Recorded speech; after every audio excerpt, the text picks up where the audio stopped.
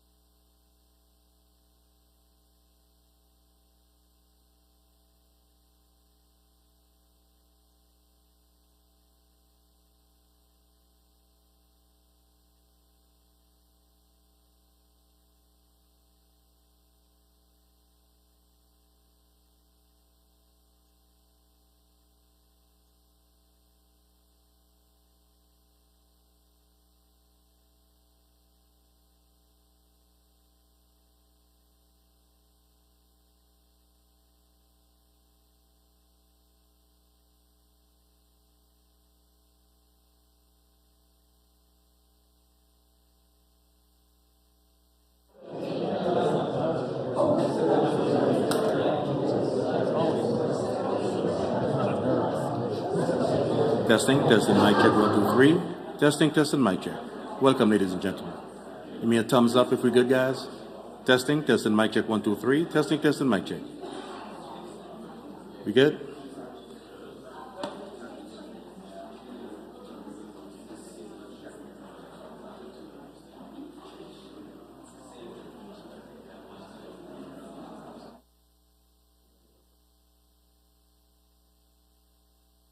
They turned it off again. Yeah, they turned it off again. That's what they do. That's what they do. They have to go off. I think that's the policy. I don't want to mic check. I just want it on. Okay. It's just something that John's raised.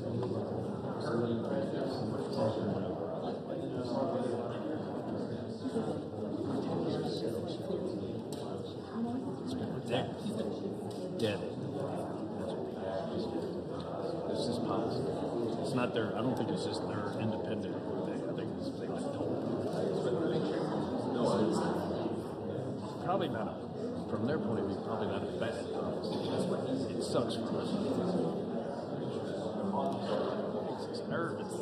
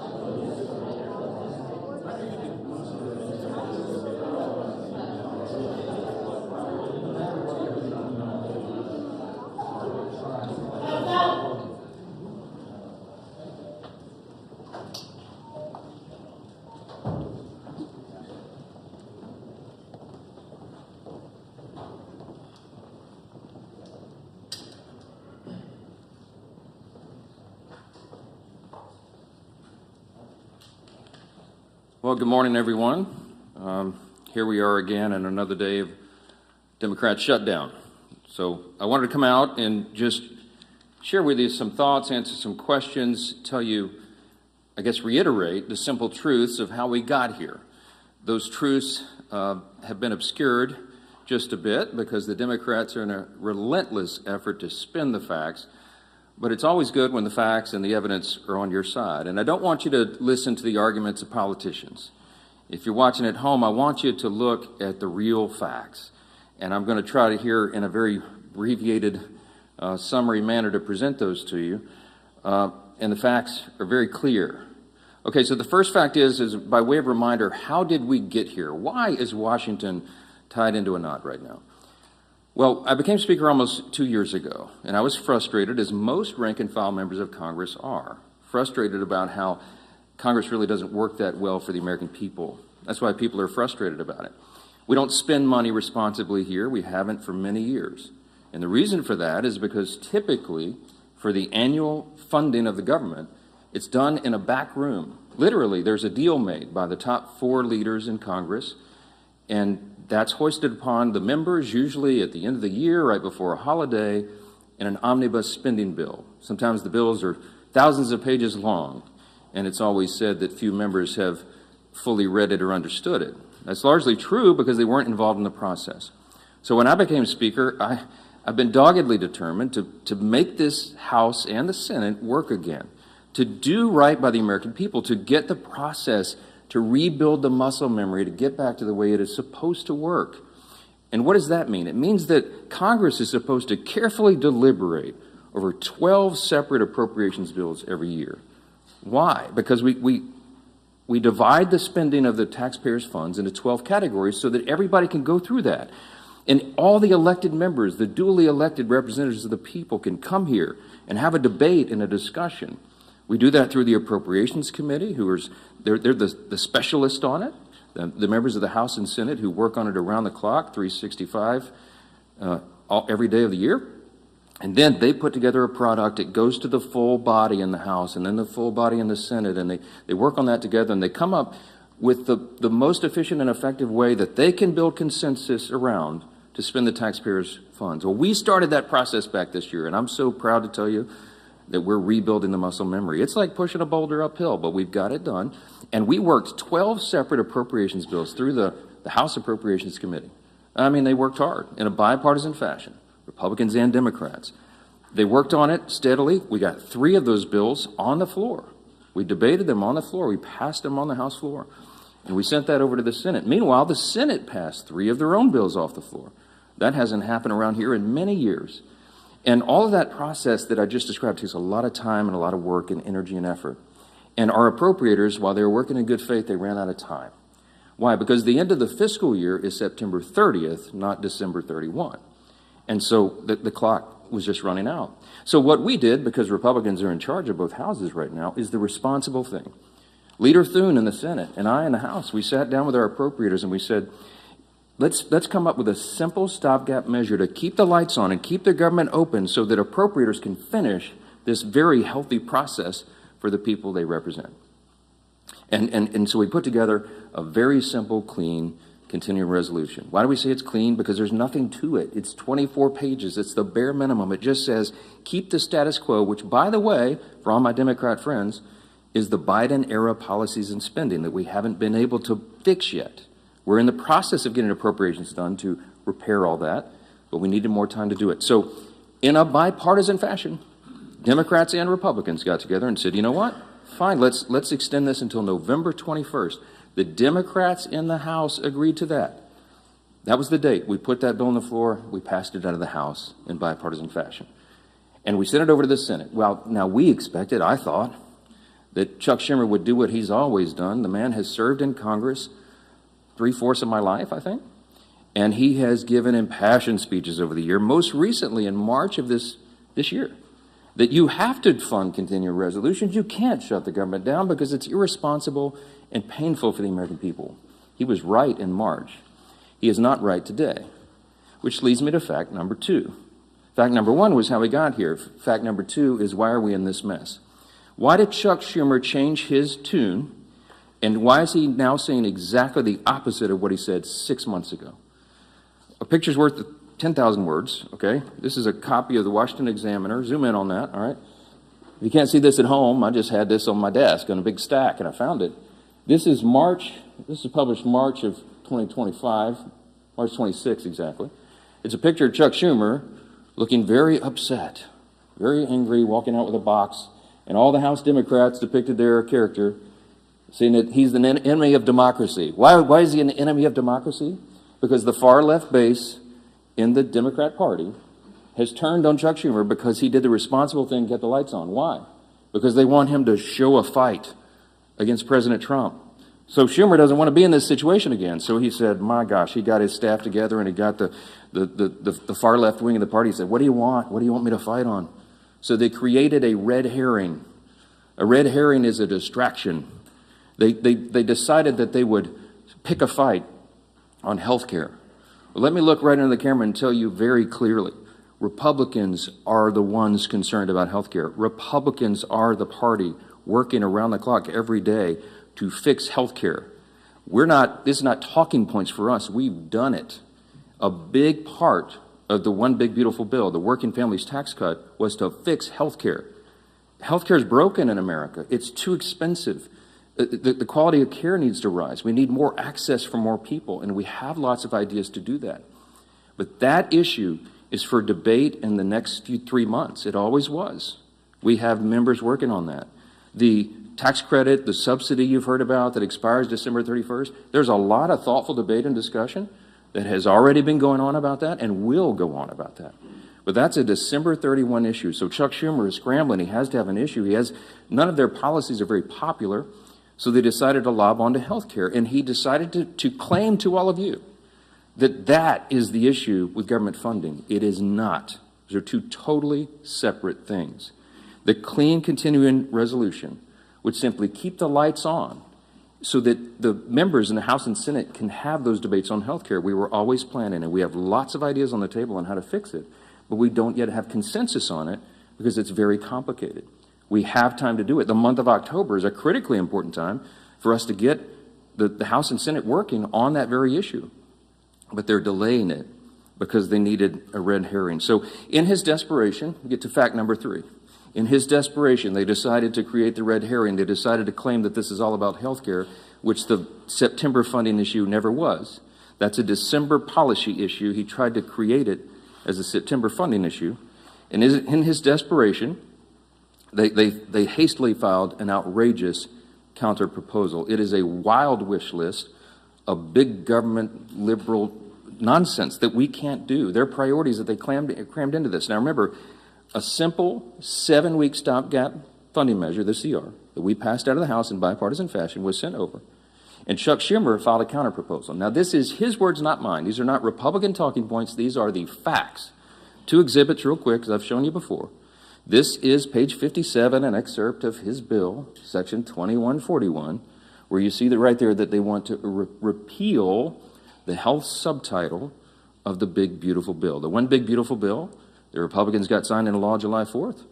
The Working Families Tax Cut, we're so proud of that because it has so many amazing things for all the American people, a marquee piece of legislation. But among the most important were the reforms that we did to health care. Why? Because Medicaid, for example, is broken. Medicaid doesn't work well. It's underfunded and it was full of fraud, waste, and abuse. And we took our opportunity to fix that, and we did. So what did we do? We went into Medicaid and we said, we got to stop the waste and abuse. We got to make sure that illegal aliens are not on Medicaid. Medicaid is intended for U.S. citizens only, not illegals who break our law and come over the border. And we've got to make sure that young, able-bodied men who do not have dependents are working and not riding the wagon. Work is good for individuals. It's good for the communities they live in. It's good for their own well-being and for the people around them. And so we said, don't sit on your couch and play video games. By the way, also not a talking point. There was an AEI study, I think one of the organizations that polled this, and most of these young men who are not working are sitting around literally playing video games. Get back to work. So we put that in the law. And the big thing was making sure that an estimated 1.4 million illegal aliens are no longer riding that wagon either. Why? Because Medicaid had to be strengthened. Medicaid is intended for the elderly, the disabled, and young pregnant women, as I use an example, who are in difficult situations. They need the resources desperately, but the resources are being drained by people who were never intended to be there. And so Republicans got busy and fixed it. We put it in the big, beautiful bill. So, back to fact number 3, I guess I'm still on. Chuck Schumer files a counterproposal and says, we want to reverse all that. Well, among the effects, among the things that he would reverse, is putting illegal aliens back on the program. Don't take my word for it. Look at the evidence. Over here at Exhibit B. This is the list of the actual provisions that would be reversed if Chuck Schumer's language was voted on and passed. Among those, it would end. See, these are the provisions, the Working Families Tax Cut Act. These are the provisions of our bill that did each of these things. We ended Medicaid funding for most non-citizens. They would reverse that, and it would cost American taxpayers, hardworking Americans, an estimated $6.2 billion. And you see, you just go down the list. The California loophole. You know what they did in California? Gavin Newsom and the team out in California? They expanded Medicaid to cover all able-bodied illegal alien adults. These men who could be working or whatever. I mean, they're not even citizens, never intended by Congress. They put that on the tab of the taxpayer. And so we reversed it. Chuck Schumer would repeal that. He would repeal those repairs, and this is what it would cost you. Do the math. I won't go through each line, but it's on the website, speaker.gov. You can pull this up. It amounts to $192 billion, $192.8 billion. So almost $200 billion that Chuck Schumer wants to put back in. Also, by the way, while he's repealing our health subtitle, he would also repeal the $50 billion that Republicans put into the bill to support our rural hospitals around the country. Why would Chuck Schumer do that? Because he's desperate for political cover. Let me keep going on this. By the way, these are enhanced COVID-era spending under Joe Biden for all this healthcare stuff. It was stolen, fraud, waste, and abuse, rife throughout the programs, and we fixed it, and they want to reverse that. By the way, this has always been what the Democrats wanted to do. You all remember, I know, the 2020 presidential election. We've all seen the video over the last week or so, where they asked every single candidate for the Democrat nomination on the stage running for president, is it your intention to give health care to illegal aliens who come into the country? Every single one of them raised their hands, including Joe Biden and Kamala Harris, and that explains a lot of this. All right. That's the facts. And I went on all the shows. I've been on all the programs, as many as I can, to just lay this out.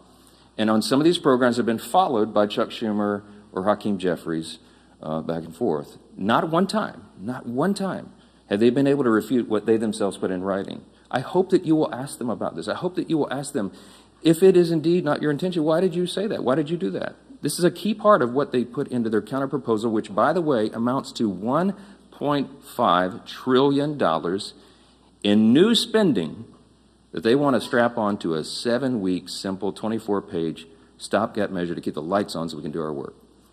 Fact number 5, don't ask me, because here's the answer.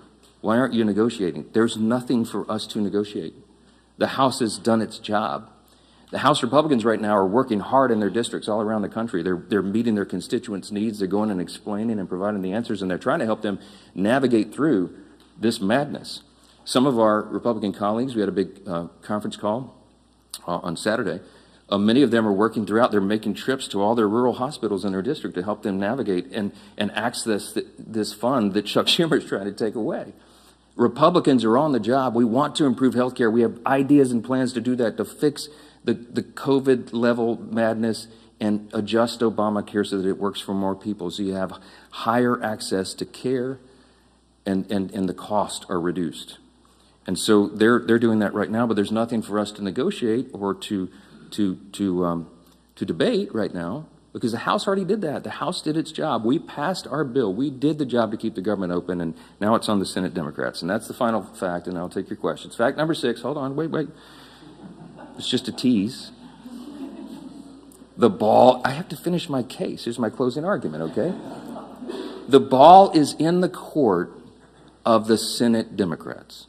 There's only a handful of people in the country who can solve this problem. There's 47 Democrats. Well, 46 and one who caucuses as an independent, I think. I lose track. But there's about 47 of them that caucus together as Democrats, okay?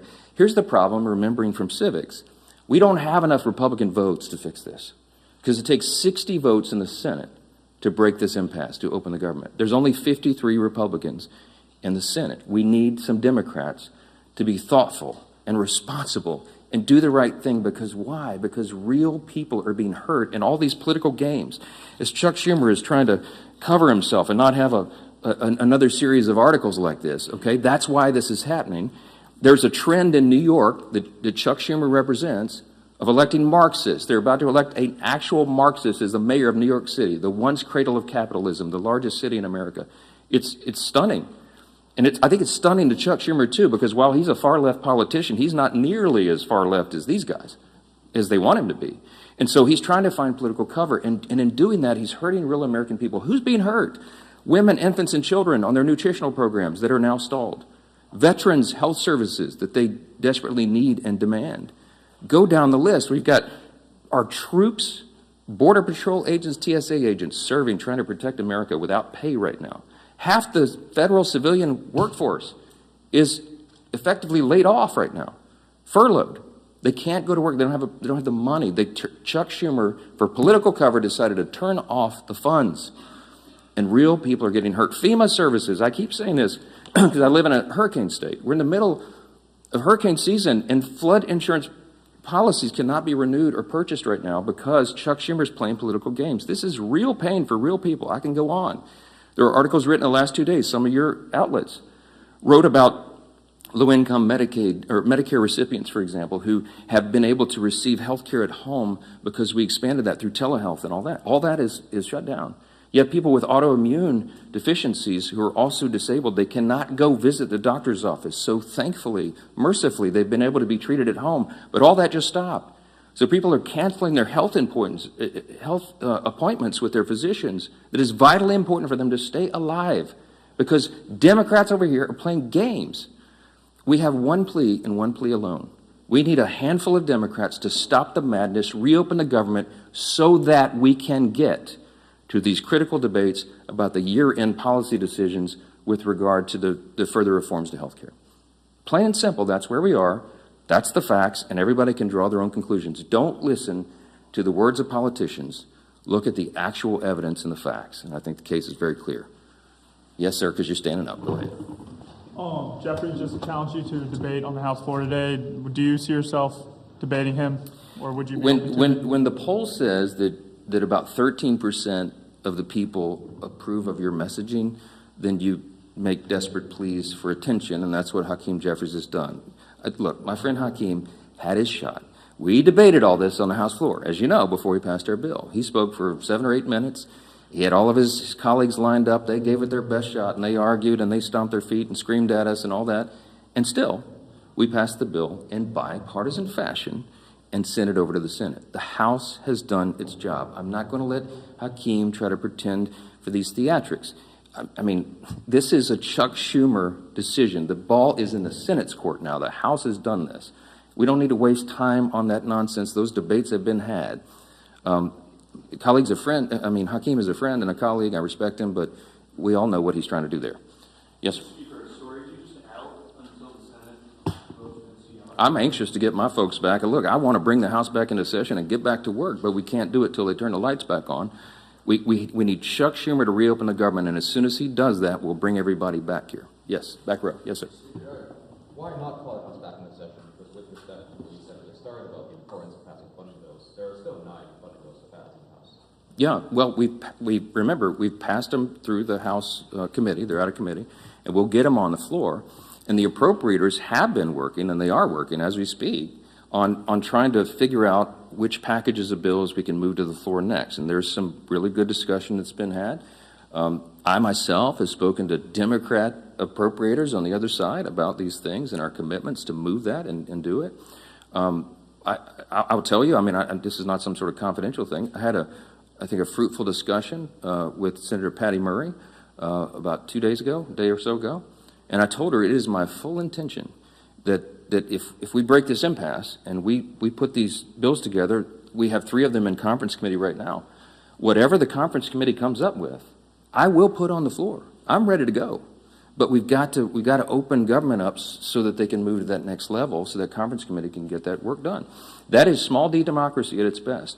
You get R's and D's, everybody in the room, and they hash it out, and whatever that final product is, we will move through the process. So we need to reopen government to do that. Yes, sir. Mr. Speaker, I know your intention is that these subsidies don't end until the end of this calendar year. Do you disagree with the Democrats' position that these insurance companies are setting their premium rates now, and that people are going to have to make open enrollment decisions in the very near future? Yeah, Yeah, they've been saying that some of the insurance companies will be sending out notices in early November. The last time I checked, it's October 6th. We have the entire month of October. We'll stay here around the clock to work through all these things, but we have to get government open again to do it. They're trying to obscure the issue. We are talking about a simple funding measure that the Democrats themselves have voted on over and over and over. Chuck Schumer, they voted on it 13 times during the Biden administration. This is the exact same thing that was on the floor in March when Chuck Schumer, I should have brought his video and let him give you the speech of why it was so important to pass it. Nothing has changed except the politics. So that's a political issue that they're trying to make out of it. Yes, ma'am. Thank you. You mentioned that there is no negotiation to be had, but you also acknowledge that funding the government has to be bipartisan. So is the only way out of this for Democrats to completely drop their demands? Is there anything that Republicans are willing to give? And have there been any conversations? It doesn't even seem like the two sides are talking. I'm so glad you asked the question. Why aren't you dropping all of your demands so that it makes it more palatable for Democrats to join you? I didn't put any on the CR. Leader Thune and I have tried to explain this a few times. There's nothing for us to negotiate. I cannot go to the CR and go, you know what, Democrats, you're right. Let me take out these 3 Republican priorities. I didn't add a single Republican policy or priority or preference to the CR. It is 100% totally clean. It is an exact status quo replica of what we're doing right now, which again is Biden-era policies and spending levels, to our great chagrin, but in good faith. I presented that because I didn't want to play games. We are responsible. We're not going to shut the government down for people who desperately need these services and all these things that I've said are stalled. And so we didn't, no gimmicks, no tricks. There's nothing that Leader Thune and I can go to Chuck Schumer and say, you know what, okay, we'll pull this off. Would that make it better? No, I don't have anything to give. I didn't put any of our priorities on the spending measure because, again, all we're trying to do in good faith is get 7 more weeks to finish that appropriations process that we've been all so excited about. Jake. If you're not able to extend these subsidies, which is a possibility, it seems, who will own the political impact from that if health insurance does go up 200%? That's putting the cart like a mile in front of the horse. I believe that the subsidy issue, that's the December 31 issue, is a complicated one. It hasn't worked well. It's filled with abuse. We have a lot of ideas on how to improve upon that if indeed it goes forward. And I mentioned yesterday, there's 535 members when you count House and Senate, and there's probably 400 different ideas on how to fix that. But we need the next couple of weeks to have those vigorous, deliberate debates, which is how the process is supposed to work. So I'm not going to forecast how that comes out, and neither could any of you, because those debates haven't been held yet. And that's kind of the irony, because Chuck Schumer is saying something that he knows isn't true. He's saying, oh, you guys snap your fingers. You and Leader Thune go in the back room and tell us how that's going to be resolved today so we can reopen the government. That's impossible for me to do. I have to have the input of all of our members so that they can figure that out. So that's part of the process. Last one. Yep. Can you just talk a little bit about your reference to conversation you had with Senator Murray? Have you been personally lobbying any Senate Democrats to switch their votes in support of the CR? No, they haven't exactly been ringing my phone off the hook, okay?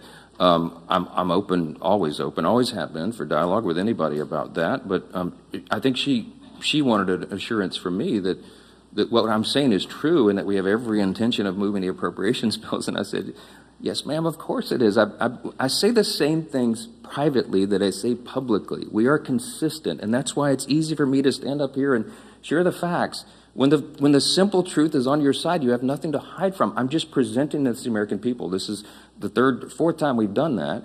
I hate to drag you all out and go through all the details, but I've got to put on the case over and over because repetition apparently is the key to this. People are starting to recognize this is not a Republican shutdown.